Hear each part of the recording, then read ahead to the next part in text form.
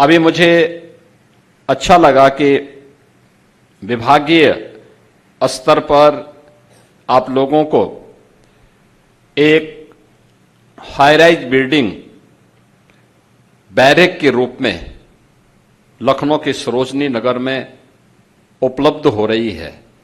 मैं इसके लिए विभाग को हृदय से बधाई देता हूं।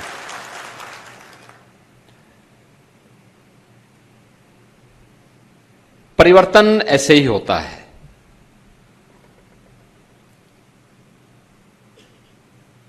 अच्छी सरकारें आती हैं तो सबके अच्छे दिन भी लाती है। पहले पुलिस के अधिकारियों और जवानों के लिए भी अच्छी बैरक की सुविधा नहीं हुआ करती थी। और अगर आप आज के दिन पर देखेंगे तो प्रदेश के अंदर 56 जनपद ऐसे हैं जिन जनपदों में उस जनपद की सबसे ऊंची बिल्डिंग अगर किसी की होगी तो पुलिस कार्मिकों के बैरक की होगी। मुख्यमंत्री कैशलेस की सुविधा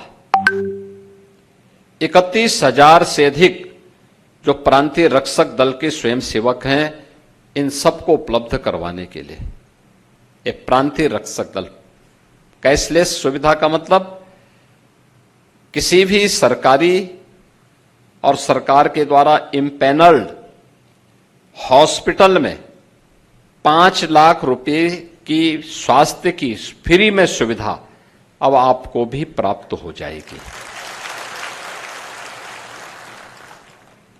हर वर्ष होगी, ऐसा नहीं कि एक ही बार, हर वर्ष इसमें सरकार की ओर से आपको यह सुविधा उपलब्ध करवाई जा रही है, क्योंकि आपने जिस अनुशासन के साथ, जिस समर्पण के साथ और जिस सेवा भाव के साथ अपने कार्यों को प्रदेश के अंदर देकर के प्रदेश की प्रगति में, प्रदेश के आयोजनों को सफलतापूर्वक संपन्न करने में, बाढ़ हो या सूखा, महाकुंभ हो या दीपोत्सव का आयोजन, देव दीपावली हो या फिर रंगोत्सव का बरसाना का कार्यक्रम, इन सभी आयोजनों में शांति काल में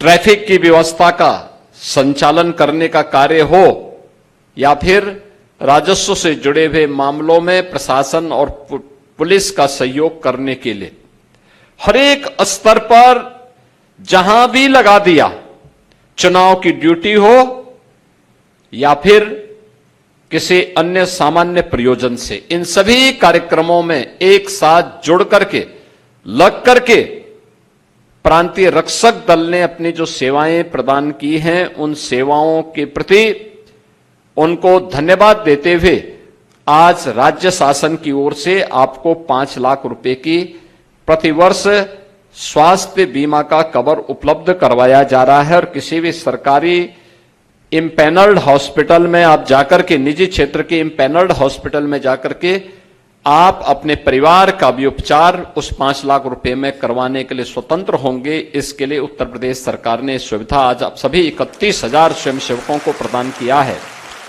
मैं 31,000 उन सभी परिवारों को, यानी अगर आप उनकी संख्या को देखेंगे, परिवार में अगर किसी एक परिवार में 5 सदस्य भी होंगे तो 5 सदस्यों को भी लेके जाएंगे तो लगभग ये 1,55,000 से ऊपर की संख्या बनती है। इतने लोगों को सीधे सीधे ये लाभ आज उपलब्ध करवाया जा रहा है। मैं सबसे पहले इसकी बधाई आपको और आपके परिवार के सदस्यों को देता हूं। पीआरडी के जवानों के लिए, स्वयंसेवकों के लिए जो उनका मानदेय हुआ करता था, यानी जो ड्यूटी भत्ता होता था, याद करिए 2019 तक मात्र 250 रुपये आपको मिलता था। कितना मिलता था? 250 मिलता था ना? मैं सच बोल रहा हूं ना? 19 में मैंने ही उस समय इसको बढ़ा करके 375 किया था। फिर 22 में इसको बढ़ा करके 395 किया था ना, याद है ना। और फिर 25 में इसको बढ़ा करके 395 से बढ़ा करके 500 रुपया किया था ना। ये प्रतिदिन का भत्ता है आपका, और अब हम इसको 600 रुपया करने जा रहे हैं। पहले आपको ड्यूटी नहीं मिलती थी,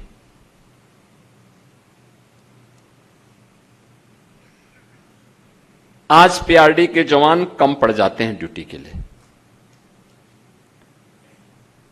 लोग हमारे सामने भी प्रस्ताव रखते थे, कहते साहब इनका कोई काम है नहीं। हम कहते थे वे काम तो लेना पड़ता है, कोई कार्य नहीं है, आप उन्हें ट्रैफिक की व्यवस्था में लगाइए,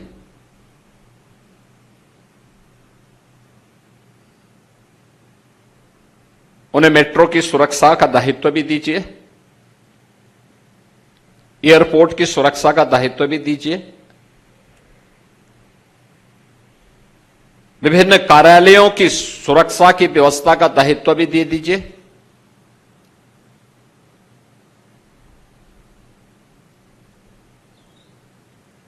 पैमाइश करने के लिए या औद्योगिक संस्थानों की व्यवस्था के लिए वहां पे सुरक्षा का दायित्व या अन्य व्यवस्थाओं के संचालन में योगदान देने के लिए हमारा प्रांतीय रक्षक दल का स्वयंसेवक पूरी ईमानदारी और प्रतिबद्धता के साथ कार्य करेगा। उसकी ट्रेनिंग हो, समयबद्ध तरीके से हम उसको आगे बढ़ाएं। पेट से कोई सीख के नहीं आता है, उसको ट्रेनिंग देनी पड़ेगी। वो सीखेगा तो अच्छा कार्य करेगा, परिणाम देगा। आज जो प्रगति प्रदेश के अंदर हुई है, ये प्रगति सामूहिक प्रयास का परिणाम है। और ठीक है, पहले की सरकारों के एजेंडे में डेवलपमेंट नहीं था, उनका विकास केवल सफाई सिंडिकेट का विकास तक सीमित रह गया था। उनका स्वयं का विकास हो, बाकी जाए प्रदेश भाड़ में, इसलिए दंगा करवाते थे, गुंडागिर्दी करवाते थे, लूटपाट करवाते थे, खजाने को लूटपाट करवाते थे। याद रखना, जो लोग आज आरोप प्रत्यारोप कर रहे हैं, आरोप प्रत्यारोप वही लोग करते हैं जिनको जब मौका मिलता है, जब कर नहीं पाते हैं, और दूसरा जब कोई व्यक्ति परिणाम दे देता है तो उनको सबसे ज्यादा बुरा लगता है कि हम कर नहीं पाए, ये कैसे कर दिए। और उनकी परेशानी वही है, वही उनकी परेशानी है।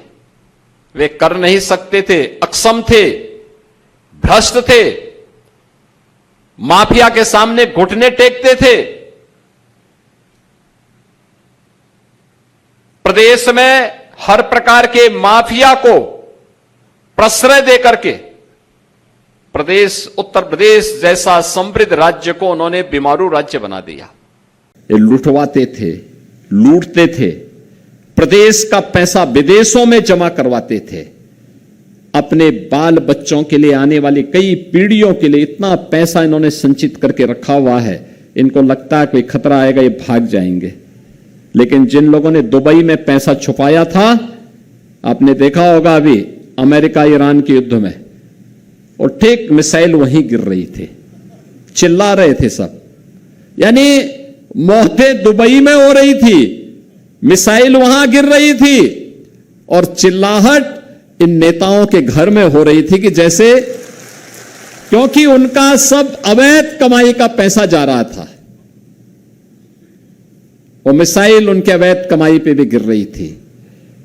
और ये ऐसे ही लूट करने वालों पर ऐसे ही होता है।